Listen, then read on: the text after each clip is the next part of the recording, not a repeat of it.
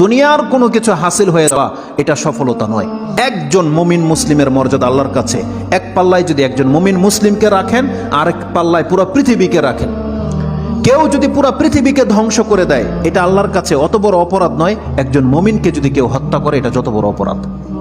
তাহলে একটা মানুষ তাওহীদের উপরে যারা আছে তাদের মান মর্যাদা এত, আল্লাহ বলছেন অতএব তারা যেন দুনিয়ার জন্য নয়, বরং তারা ওই পরকালে জাহান্নাম থেকে মুক্ত হয়ে যাওয়ার সেই রাস্তা যেন তারা অবলম্বন করে। কারণ সেই দিন যাকে জাহান্নাম থেকে শুধু বাঁচানো নয়, দূরে রাখা হবে।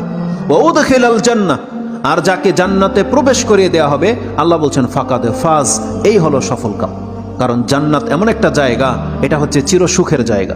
একবার শুধু কোনো ব্যক্তিকে জান্নাতে ঢুকিয়ে দিলে জীবনের যত পেরেশানি আছে সব দূর হয়ে যাবে, সব দূর হয়ে যাবে। তাহলে পরকালের ব্যাপারটা হচ্ছে এমন। আল্লাহ বলতেছেন সেই দিন যাকে জান্নাতে ঢুকিয়ে দেওয়া হবে, আল্লাহ বলছেন এই ব্যক্তি হচ্ছে সফল কাম। তাহলে এই সফলতা আসবে কিসে?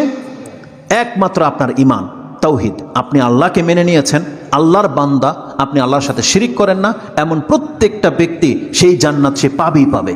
এটা আল্লাহ ওয়াদা করেছে।